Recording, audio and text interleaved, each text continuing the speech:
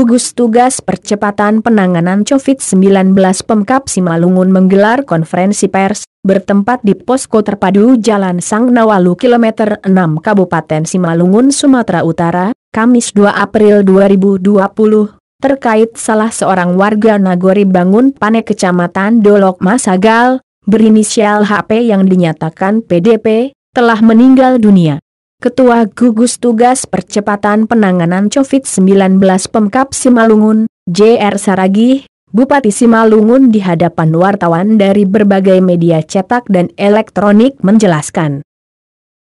Oke Pak, sip. Baik, terima kasih buat semua teman-teman. Hari ini kami akan menyampaikan beberapa hal tentang khususnya COVID-19 yang ada di Kabupaten Simalungun. Saya didampingin oleh Kepala Dinas Kesehatan, Pak Dandim, Pak Kapolres, dan teman-teman dari seluruh Kepala Dinas, baik Pak Sekda, baik seluruhnya yang hadir di tempat ini. Perlu kami sampaikan di mana jumlah pasien PDP kita kemarin tercatat 1. Hari ini telah meninggal jam 5 pagi di Rumah Sakit Perdagangan.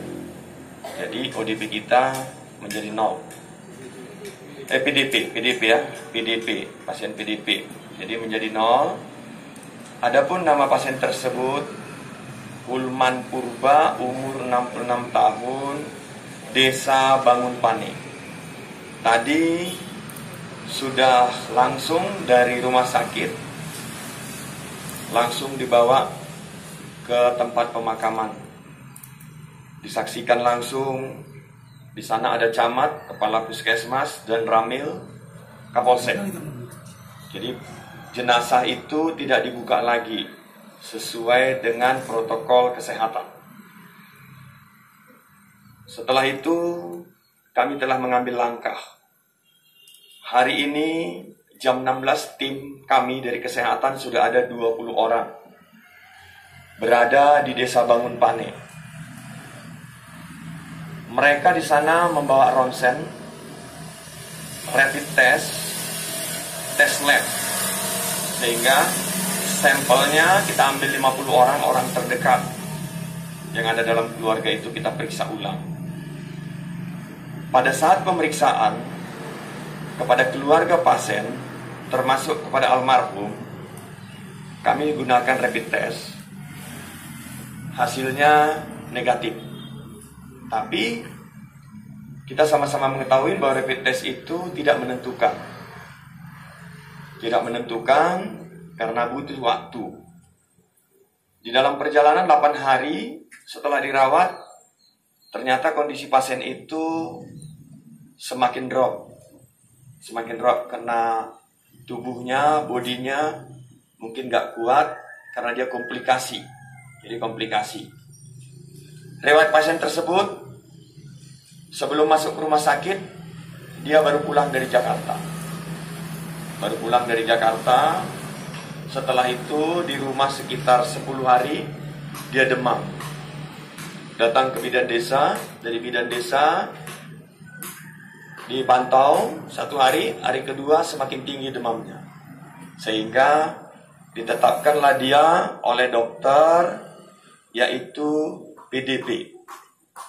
Sehingga pada saat ini meninggal, dia tetap masih berstatus PDP.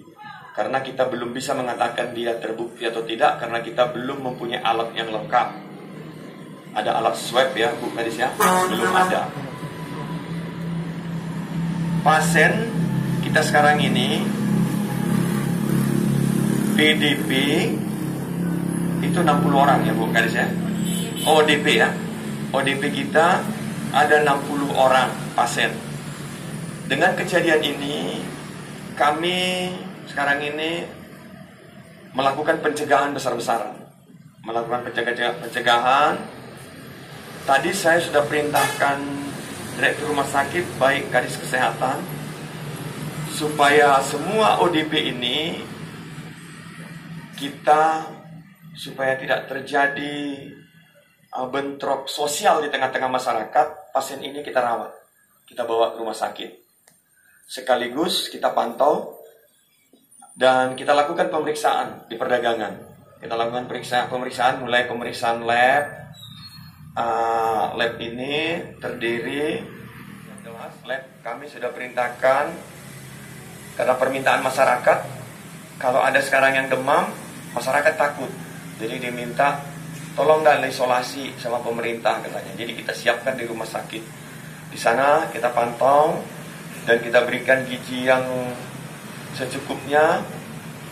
Bahkan dia nanti di sana itu tidak sebagai pasien yang bisa dikatakan seperti orang sakit ya.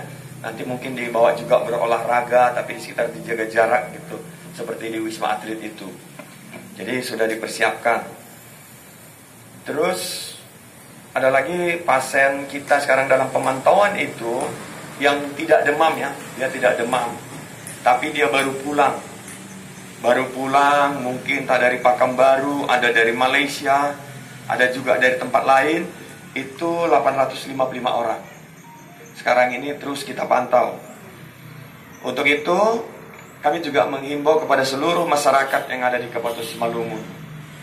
Melalui teman-teman PES ini, tidak perlu takut dan tidak perlu dipaksa. Siapapun yang demam, datanglah langsung ke rumah sakit. Dan di situ kita sudah menyiapkan tempat. Bukan berarti orang yang demam itu langsung kita katakan, oh dia sudah PDP, tidak.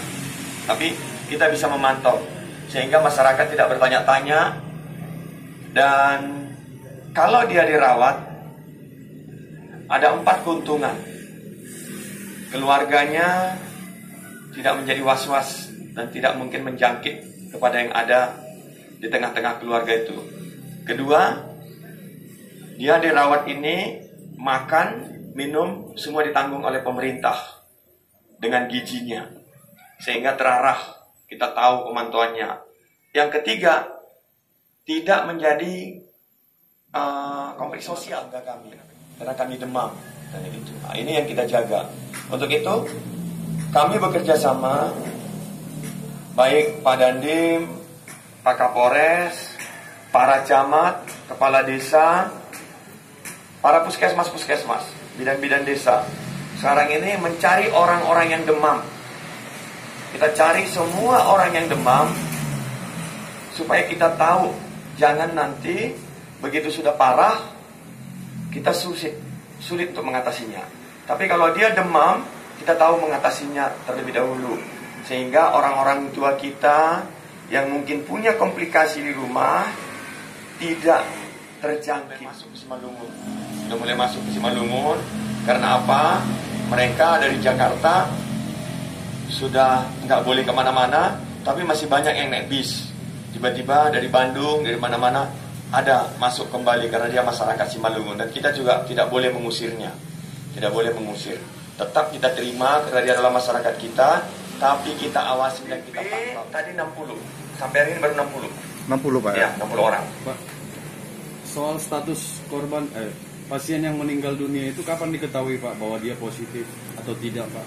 Baik, kami perlu beritahu karena terus terang aja pada saat itu hasil labnya ini kita belum punya swab. Dan swab itulah terutama kan kita nggak punya. Jadi kita belum bisa waktu itu mengirim hasilnya ke Depkes. Karena yang punya itu dulu masih di Jakarta. Jadi tidak sempat kita kirim karena kita belum punya, baru kita pesan 2 minggu ke depan baru datang. Jadi dasarnya itu. Jadi kita nggak bisa mengatakan itu apakah positif, belum bisa kita katakan. Maka kita, kalau dia positif, berarti kan nantilah hasil yang sekarang ini dari seluruh masyarakat yang ada di situ, baik keluarganya, istrinya, yang sering bersama dengan dia. Himbauan saya kepada semua masyarakat Simalungun, tapi was-was, waspada. Jaga diri, jaga jarak, berkomunikasi. Kalau ada batuk, tolong pakai masker. Kalau nggak ada pakai masker, mungkin sapu tangan bisa ditaruh ke ini, tapi jangan terbuka. Setelah itu cuci tangan. Yang rajin cuci tangan. Rajin cuci tangan, hindarkan ke tempat keramaian-keramaian. Dan terus terang, ke pesta-pesta sekarang ini kita hindarkan dulu. Kita hindarkan ke tempat keramaian. Contoh kalau ada yang meninggal, ya jaga jarak lah. Kalau bisa, ya kita tidak, jangan takut, tapi waspada. Rajin cuci tangan. Rajin cuci tangan, hindarkan ke tempat keramaian, hindarkan yang bersentuhan langsung, jaga jarak minimal 1,5 meter. Kalau batuk, jangan tidak pakai masker. Nah, itu yang kita himbaukan kepada masyarakat Simalungun. Pak,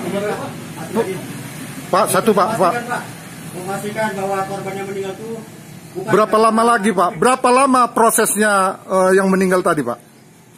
Proses masuk ke rumah sakit sampai meninggal berapa lama deh Pak? Baik, 8 hari di rumah sakit dia meninggal.